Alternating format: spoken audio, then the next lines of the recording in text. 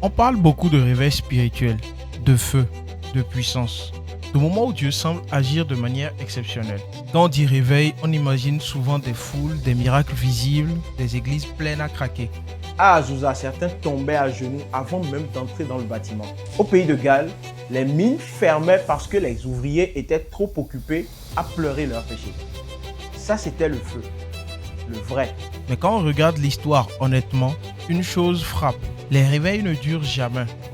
Le réveil gallois, le réveil d'Azusa Street, des mouvements qui ont bouleversé des nations et qui pourtant se sont arrêtés. Aujourd'hui, il ne reste que des bâtiments vides et des livres d'histoire poussiéreux. Tout le monde nous explique comment allumer le feu. Mais personne n'ose poser la question qui fait mal. Pourquoi Dieu finit-il toujours par retirer sa main? Est-ce que c'est lui qui part ou est-ce que c'est nous qui le mettons à la porte? On va apporter des réponses à ces différentes questions. Bonne vidéo.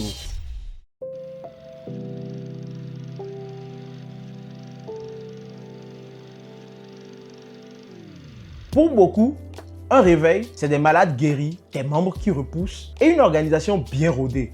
Une église pleine à craquer. Mais si c'est ça votre définition, désolé de vous décevoir. Un réveil, c'est un moment où l'Esprit de Dieu agit de manière puissante, entraînant une transformation personnelle et collective. Et on peut le voir dans Acte 2, verset 37 ou encore 2 Chroniques 7, 14. Un réveil, ce n'est pas une réussite visible, ce n'est pas une destination à atteindre, c'est une visitation. Un moment précis où le ciel s'ouvre et où Dieu ramène l'homme à lui. Un réveil, c'est quelque chose qui est toujours marqué par un retour à Dieu, bien évidemment, mais aussi un retour à la parole de Dieu, un retour à la sainteté de Dieu, un retour aussi au surnaturel de Dieu. Et quand on regarde l'histoire de près, tous les réveils se sont appuyés sur des hommes et des femmes dont la personnalité était parfaitement adaptée au feu, mais profondément paradoxale pour les autres.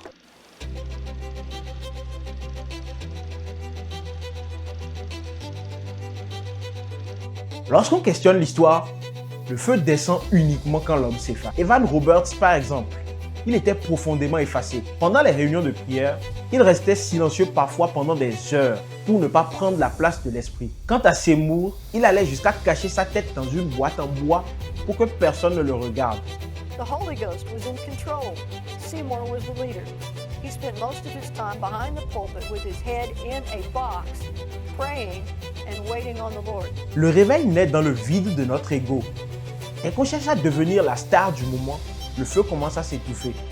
Et on le sait très bien, Dieu ne partage jamais sa gloire. Jamais. Malgré leur effacement, malgré leur refus de gloire, les réveils dont Dieu les a fait leaders ont fini par s'éteindre. Ce qui m'amène à me poser une question. Pourquoi?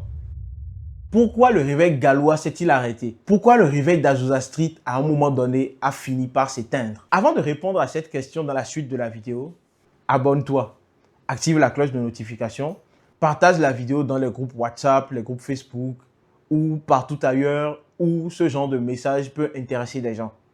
Et aussi, j'ai décidé de sortir les vidéos toutes les 2 semaines, les samedis à 10h. Pour qu'on ait un rendez-vous clair et que vous ne soyez pas obligé de vous demander quand est-ce que la prochaine vidéo sort. Donc maintenant, vous savez, tous les samedis à 10h par quinzaine. Je vous remercie.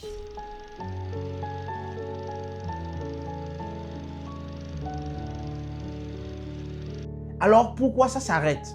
Ce n'est pas toujours le scandale, ce n'est pas toujours le péché visible. À Azusa, après plus de 3 ans de réveil, les conflits internes, les divisions, les luttes de pouvoir, les problèmes doctrinaux sont principalement à la base du retrait de l'Esprit de Dieu. Certains voulaient diriger à la place de Seymour, d'autres s'étaient rebellés à cause de son mariage. Et plusieurs autres fissures sont apparues avec le temps. Si tu veux en savoir plus, j'ai fait une vidéo complète sur le sujet, où j'explique plus en profondeur ce qu'il y a à savoir sur le réveil d'Azusa. Le réveil gallois, quant à lui, s'est éteint à cause de la santé de Evan Roberts et des critiques et tensions incessantes qui subsistaient entre eux. Je ne vais pas refaire l'histoire, mais Evan était quelqu'un qui avait une santé très fragile. Et en plus, il avait une vie de prière très intense. Il passait toute sa journée dans les mines de charbon et à son retour à la maison, il priait pendant des heures. Et ça a duré 13 ans avant le réveil. Et il a continué pendant le réveil. Mais à un moment, son corps a dit stop. Si tu veux en savoir plus, je raconte tout dans une vidéo spéciale dédiée au réveil du pays de Galles. Il est donc clair que pendant ces différents réveils, les gens ont oublié le plus important. C'est le Saint-Esprit qui dirige. On remarque en se basant sur les deux plus grands réveils du XXe siècle que ce n'est pas Dieu qui a éteint le feu. Ce sont les hommes qui l'ont fait avec leur querelle, leur envie de diriger, de critiquer, de codifier la manière dont Dieu agit. Et si on est honnête, on fait exactement la même chose aujourd'hui. Quand Dieu agit quelque part, on se dépêche de lui donner un nom, un style, une identité. Et sans s'en rendre compte, on commence à chercher la forme au lieu de chercher la présence. Et ce qui devait nous rapprocher de lui devient ce qui nous empêche de le rencontrer, de le reconnaître et de saisir sa personne. C'est là que le basculement arrive. Les querelles commencent. Qui est légitime? Qui est l'héritier? Qui porte le feu? Et pendant qu'on se bat pour le flambeau, le feu, lui, il est déjà parti. On ne vit plus ce que Dieu fait. On raconte ce qu'il a fait. L'église devient un musée. On polit les souvenirs d'Azusa pendant que nos propres cœurs se refroidissent. Et rien de ce qui se passait avant ne se déroule encore. On continue de chanter, on continue de prêcher. La machine tourne encore, mais Dieu a déjà quitté la pièce. Et ça, c'est triste.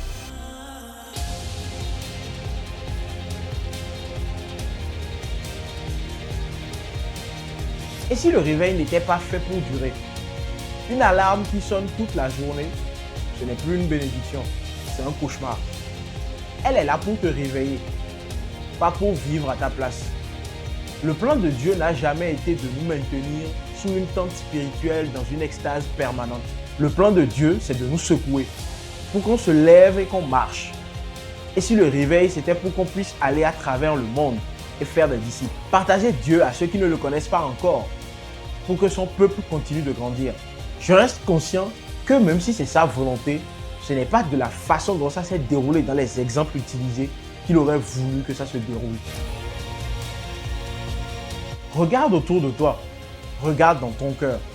Est-ce que tu cherches le feu ou est-ce que tu cherches simplement le confort d'un souvenir religieux? Dieu ne se répète jamais. Si tu veux voir le feu s'allumer aujourd'hui, arrête de regarder en arrière. Accepte de laisser mourir tes structures, ton ego et tes recettes toutes faites. Dieu n'est pas attiré par des organisations parfaites. Il est attiré par des cœurs qui le cherchent vraiment et fortement.